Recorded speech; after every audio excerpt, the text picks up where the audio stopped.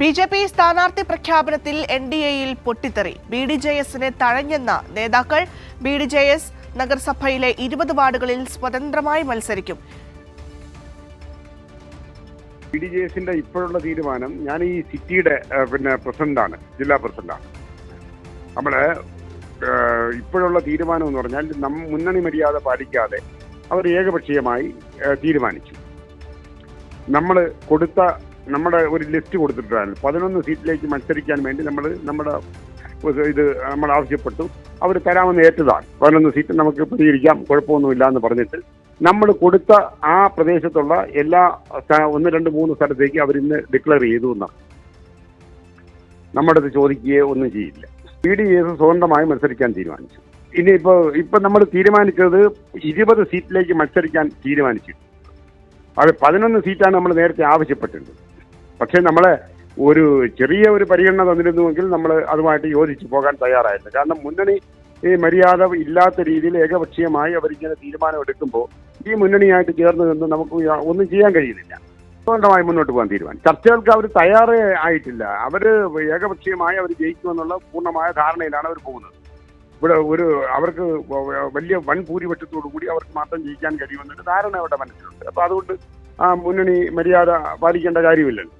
അതുകൊണ്ടാണ് ബി.ഡി.ജെ.എസിന്റെ ഇപ്പോഴുള്ള തീരുമാനം, ഞാൻ ഈ സിറ്റിയുടെ പ്രസിഡന്റാണ്, ജില്ലാ പ്രസിഡന്റാണ്. നമ്മുടെ ഇപ്പോഴുള്ള ബി.ഡി.ജെ.എസ് തിരുവനന്തപുരം ജില്ലാ സെക്രട്ടറിയുടെ വാക്കുകളാണ് നമ്മളിപ്പോൾ ജില്ലാ പ്രസിഡന്റിന്റെ വാക്കുകളാണ് നമ്മളിപ്പോൾ കേട്ടത്. നൃപൻ ചക്രവർത്തി ചേരുന്നുണ്ട് വാർത്താ വിശദാംശങ്ങളുമായി. നൃപൻ, നമുക്കറിയാം ഈ സ്ഥാനാർത്ഥി നിർണയവുമായി ബന്ധപ്പെട്ട് നേരത്തെ തന്നെ പല ഭാഗത്തും വലിയ രീതിയിലുള്ള ബി.ജെ.പിക്ക് അകത്ത് തന്നെ വലിയ രീതിയിൽ വിമർശനങ്ങൾ ഉയരുന്നുണ്ട്. പ്രാദേശിക തലത്തിലുള്ള നേതാക്കൾ രംഗത്ത് വരുന്നുണ്ട്. അതിനോട് പുറമെയാണ് ഇപ്പോഴിതാ മുന്നണിയിൽ ബി.ഡി.ജെ.എസ് പോലും പടയൊരുക്കത്തിന് തുടക്കം കുറിച്ചിരിക്കുന്നത്. എന്തായാലും 20 സീറ്റുകളിൽ സ്വതന്ത്രമായി മത്സരിക്കാൻ തന്നെയാണ് തീരുമാനം. മുന്നണി മര്യാദയൊന്നും തന്നെ ബി.ജെ.പി പാലിക്കുന്നില്ല. പറഞ്ഞ വാക്ക് ബി.ജെ.പി ലംഘിച്ചു എന്നൊരു ആരോപണമാണ് അദ്ദേഹത്തിന്റെ ഭാഗത്തു നിന്നും ഉണ്ടാകുന്നത്.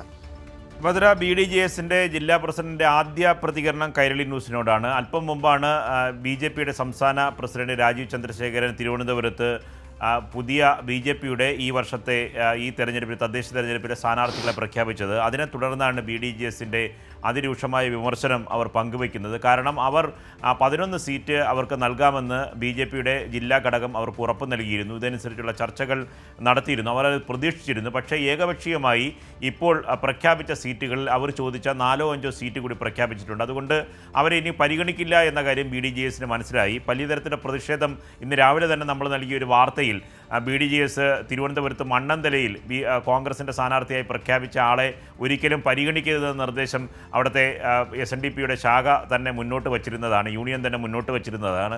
അത് പരിഗണിക്കാതെയാണ് വനജ അവിടെ സ്ഥാനാർത്ഥിയെ പ്രഖ്യാപിച്ചത്. വനജ SNDPയുടെ ജനറൽ സെക്രട്ടറി ആയിട്ടുള്ള വെള്ളാപ്പള്ളി നടേശനെതിരെ കേസ് കൊടുത്തിട്ടുള്ള ആളാണ്.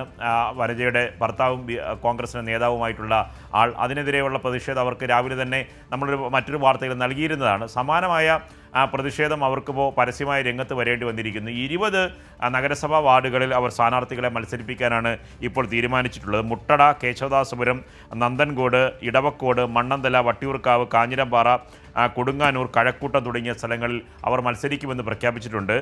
വരും ദിവസങ്ങളിൽ അവരുടെ പ്രചരണം അവർ പരസ്യമായി തന്നെ ഉന്നയിക്കും.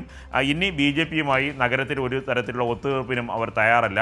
ഇനി ബി.ജെ.പി തങ്ങളെ പൂർണ്ണമായി അവഗണിച്ചു, മാത്രമല്ല മുന്നണി മര്യാദ പാലിച്ചില്ല എന്ന കടുത്ത വിമർശനവും ബി.ഡി.ജെ.എസിൻ്റെ തിരുവനന്തപുരം ജില്ലാ പ്രസിഡന്റ്, നഗരത്തിൻ്റെ സിറ്റി ജില്ലാ പ്രസിഡന്റായിട്ടുള്ള പ്രേംരാജ് കൈരളി ന്യൂസിനോട് പറഞ്ഞു.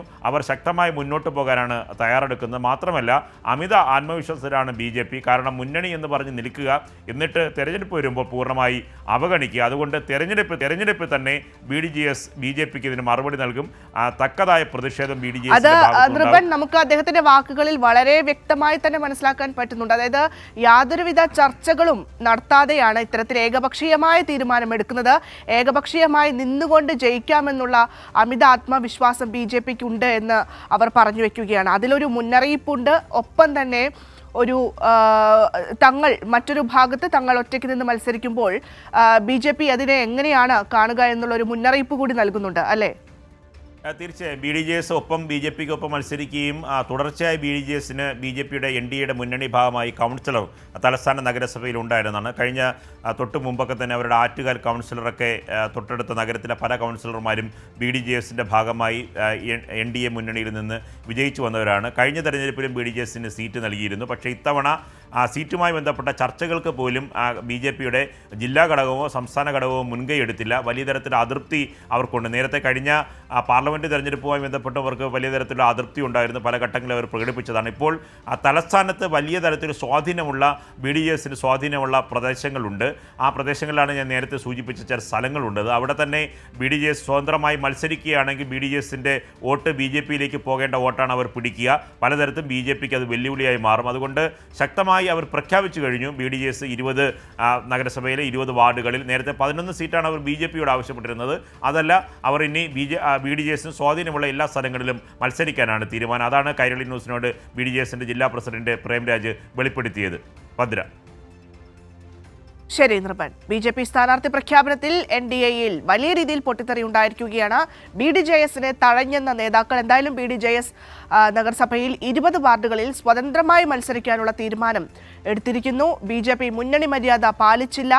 ബി ഡി ജെ എസ് ആവശ്യപ്പെട്ട സീറ്റുകളൊക്കെ ബി ജെ പിക്ക് നൽകി. അവിടെ ബി ജെ പി സ്ഥാനാർത്ഥികളെ വെച്ചു എന്നുള്ളതാണ് ഏറ്റവും ഗുരുതരമായിട്ടുള്ള ആരോപണം. ജില്ലാ പ്രസിഡന്റ് പ്രേംരാജ് ആദ്യ പ്രതികരണം കൈരളി ന്യൂസിനോട് നടത്തിയിരിക്കുകയാണ്.